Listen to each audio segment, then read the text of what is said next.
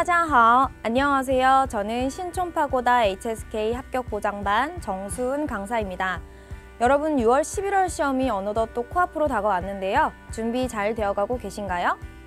오늘은 여러분들이 열심히 준비한 만큼 제가 여러분들의 마지막 점검을 도와드리기 위해서 4급 독해 1부분과 2부분에 대한 팁들을 또 가지고 와봤습니다. 그래서 같이 한번 공부해 보도록 할게요.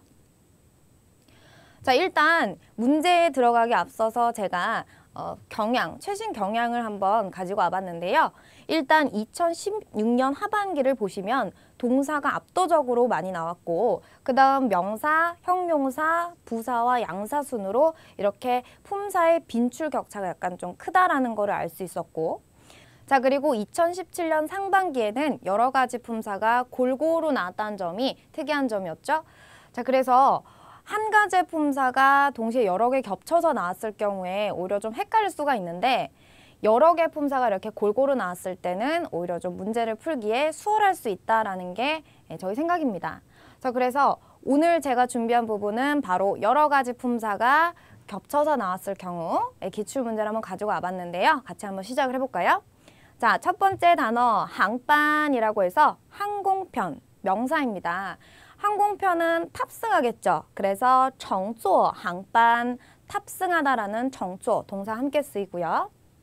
그 다음 두 번째, 진싱, 진행하다라는 동사인데요. 이 진싱 같은 경우, 진싱,讨论, 토론을 진행하다, 혹은 진싱, 工作, 일이나 업무를 진행하다라는 식으로 쓰이는 동사입니다.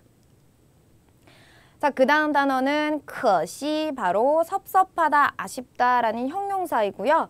이 형용사는 보통은 太可惜了 혹은 别可惜처럼 어떤 부사의 수식을 받고 목적어를 받지 않고 문장이 그대로 끝나버린다는 것이 특징인데요. 이 可惜 같은 경우에는 특이하게도 이 동사성을 가지고 있어서 바로 뒤쪽에 섭섭한 내용 같은 것을 목적절로 받는 경우도 있으니까요. 그 문제에 따라서 좀 달리 보셔야겠죠? 자, 그 다음 단어는 취인데요. 오히려, 도리어라는 이 부사이고요. 보통은 앞뒤절, 반전관계를 나타낼 때 쓰이는 그런 단어이기 때문에 단독적으로 부사로도 쓰일 수가 있지만 이 문장과 문장, 절과 절을 연결하는 접속사로도 사용이 될 수가 있습니다. 그래서 但是, 可是, 不过, 然而 같은 대표적인 접속사와도 동의어로 쓰이겠죠. 자, 그 다음 마지막 단어는 바로 左右인데요. 이 左右 같은 경우는 명사로서 가량, 안팎, 내외, 즉 우리나라 말로는 정도라는 뜻을 가지고 있는 그런 단어입니다. 예, 우리나라 사람들은 정도라고 하지만 중국 사람들은 左右라고 한다는 거 기억을 하시고 그래서 보통은 이런 식으로 수치, 수량 뒤에 많이 쓰인다라고 생각을 하시면 되죠. 3点左右, 3시 정도, 그 다음 2m 8 左右, 1m 80cm 정도. 자, 이렇게 쓰인다. 자, 그래서 이제 문제를 한번 풀어보는데요. 굉장히 많아요. 차근차근 풀어볼게요. 자, 일단은 괄호 앞뒤를 먼저 보셔서 그 품사를 한번 추측을 해보시고 그 다음 해석을 하셔도 늦지 않습니다. 자, 1번을 괄호 앞을 보시니까요. 타이가 있고 뒤에 러가 있어요. 타이, 什么了? 너무 뭐뭐하다라는 뜻이고 보통은 타이, 너무 어떠하다. 형용사가 들어가기 때문에 우리가 위에서 형용사를 찾아보니까 하나밖에 없네요. 可惜. 정답은 우리가 해석하지 않아도 可惜, 씨라는 것을 알 수 있는데 해석으로 좀 한번 가볼까요? 他和第一名, 그는 첫 1등과 只差一分, 오로지 1점밖에 차이가 나지 않는다. 그래서 真是, 정말로 太可惜了, 너무 아깝다. 괜찮죠? 자, 그래서 정답은 역시 C였습니다. 자, 그 다음에 계속해서 2번을 보시는데 괄호 앞을 보니까 일단 事情, 일, 사건이라는 명사 보이고요. 그 다음 뒤에는 구조조사 더가 보입니다. 여러분들 이 구조조사 더 같은 경우는 보통 수러와 정도 보어를 연결해주는 조사로서 보통 해석상 무엇을 하는 정도가 어떠하다 이렇게 해석이 되죠. 그래서 우리가 요 괄호 안에는 보통 수로로 쓰이는 형용사 혹은 동사가 들어가겠다 이렇게 생각을 좀 해주셔야 되고요. 위에서 형용사나 동사를 찾아봤더니 아까 C는 제외시키고 하나밖에 없네요. 进行밖에 없다, 그죠? 그래서 정답이 이미 나오지만 해석상으로도 한번 볼게요. 高师傅, 고사부는 怎么还没联系我们? 어째서 우리에게 연락을 하지 않는 거지? 难道事情进行的不顺利吗? 자, 설마 여러분 难道什么什么吗? 하면은요. 이 사전상으로는 설마 뭐뭐 하단 말인가 이렇게 해석이 되지만 보통은 그렇게는 잘 쓰이진 않고 그냥 뭐뭐 하니? 이렇게 의문형이라고 생각해 주시면 되겠습니다. 그래서 그냥 事情 일이 进行的不顺利吗? 진행되는 것이 순조롭지 않니? 그래서 정답 바로 B가 되겠죠. 자, 계속해서 3번인데요. 괄호 앞을 보시니까 이번에는 이 구조조사 더가 있습니다. 여러분 이 구조조사는요. 뒤에 반드시 명사가 오는 그런 조사죠. 그래서 위에서 명사를 봤을 때 항반, 항공편이 있었고 그 다음 左右, 정도라는 이 명사가 있었는데요. 우리가 아까 제가 말씀드렸듯이 左右 같은 경우는 앞에 수치를 나타내는 정도라는 뜻의 그런 명사이기 때문에 아마도 항반이 될 것 같아요. 자, 조금 더 해석을 해볼까요? 你好, 안녕하세요. 麻烦帮我. 죄송하지만 실례지만 저를 도와서 查一下. 좀 한번 검색을 해주시겠습니까? 바로 明天的 항반, 내일의 항공편을. 자, 그래서 여기서는 이 차라는 동사와 호응이 되는 명사 목적어를 찾는 문제로서 역시나 항반이 자연스러운 정답이 되겠습니다. 자, 그 다음 4번인데요. 이 괄호의 위치를 보시니까요. 딱 봐도 문장과 문장을 연결하는 바로 접속사 역할을 하는 그런 단어인 것 같아요. 그래서 아까 위에서 제가 말씀드렸듯 이 부사, 취에는 부사의 역할도 하지만 접속사의 역할도 한다라고 말씀을 드렸었죠. 자, 그래서 이 취일 가망성이 높은데 해석을 한번 해보겠습니다. 他虽然输了比赛, 그는 비록 경기에서 졌지만 没有失去信心, 그러나 자신감을 잃지 않았다라고 해서 경기는 졌지만 자신감은 잃지 않았다. 즉 앞뒤절의 내용이 반전관계를 나타내고 있기 때문에 바로 취해가 들어가 주겠다. 자, 그 다음 마지막입니다. 괄호 앞을 보니까요. 15分钟이 있어요. 바로 시간을 나타내는 15분. 자, 그래서 딱 봐도 지금 수치를 나타내는 정도라는 뜻의 명사가 들어가겠는데요. 해석을 한번 해보면 我家离这儿, 우리 집에서 여기까지는 很近, 매우 가깝다. 要15分钟左右, 15분 정도가 필요하겠다. 그래서 정답은 바로 左右가 되겠죠. 자, 그래서 여기까지가 독해 1부분이었고요. 계속해서 독해 2부분으로 들어가겠습니다. 역시나 문제를 풀기 전에 저희가 최신 경향을 한번 살펴볼 텐데 2016년 하반기에는요. 여러분 직독직해 의미 파악, 즉 논리관계를 따져서 문제를 풀거나 혹은 부사로 문제를 푸는 그런 형식이 많이 나왔다면 2017년 상반기에는 이 대명사나 접속사를 단서로 해서 문제를 푸는 형식이 굉장히 많이 나오고 있습니다. 실제로 우리가 4월 달에는 그 10문제 중에서 8문제나 대명사와 접속사 문제가 나올 정도로 굉장히 핫하게 출제되었다라고 얘기할 수 있는데요. 자, 그러면 같이 한번 가볼까요?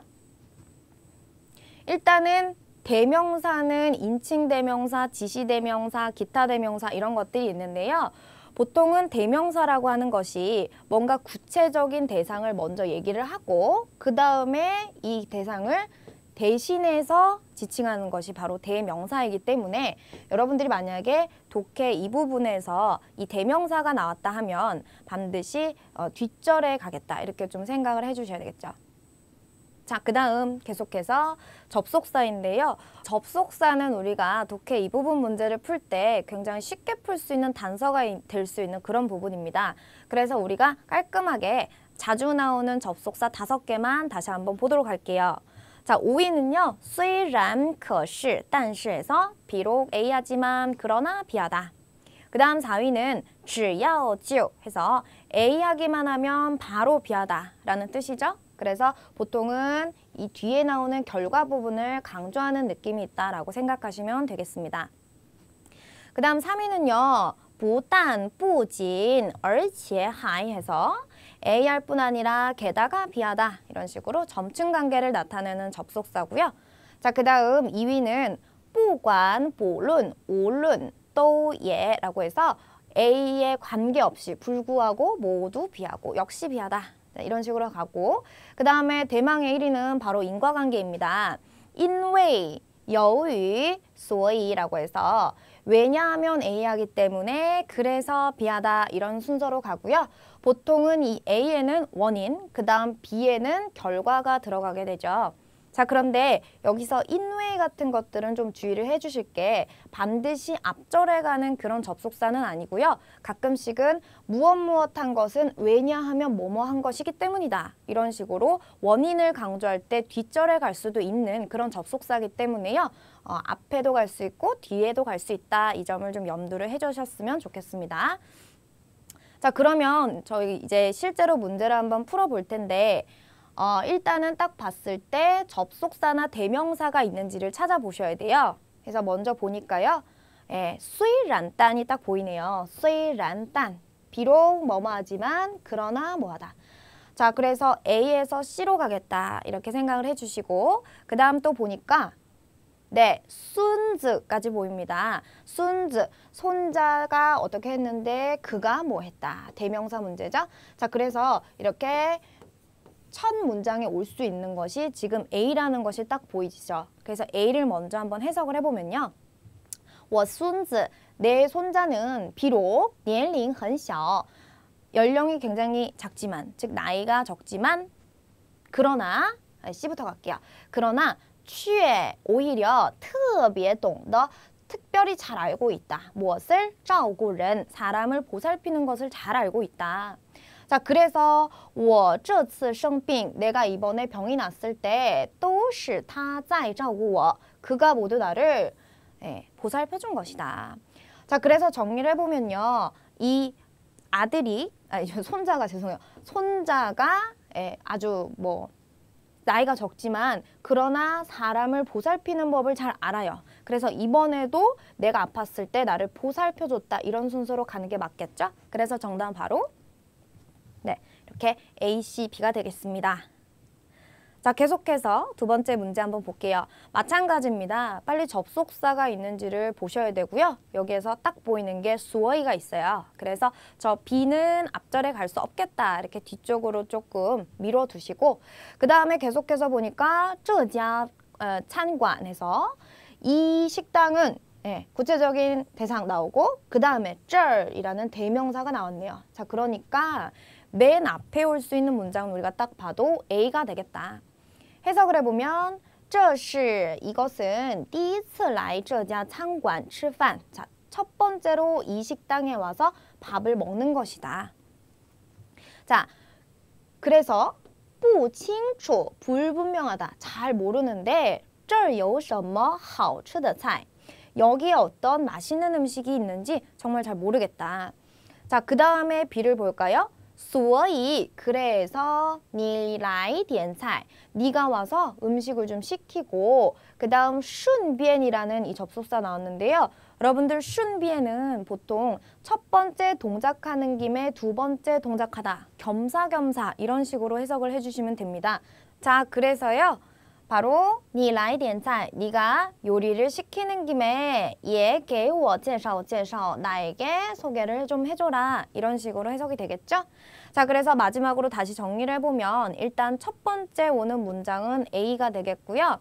내가 여기에 처음 온다. 그래서 어떤 음식이 맛있는지 잘 모르니 너가 요리를 시키면서 나에게 좀 소개를 시켜줘라. 그래서 정답은 A, C, B가 되겠죠. 자, 계속해서 마지막 하나만 더 하겠습니다. 여러분들 마찬가지로 빠르게 접속사나 대명사를 찾으시는데요. 지금 딱 보니까 인웨이가 나와 있네요. 왜냐하면 아까도 얘기했듯 인웨이는 보통 원인을 나타내는 그런 접속사로 앞절에 가지만 원인을 강조할 때는 뒷절에도 갈 수가 있기 때문에 절대적으로 앞에만 간다라고는 생각하지 마시고요.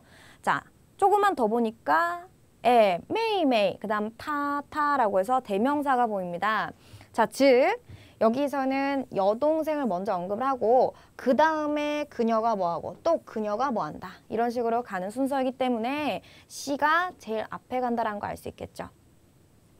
자, 그러면 해석을 해보면요.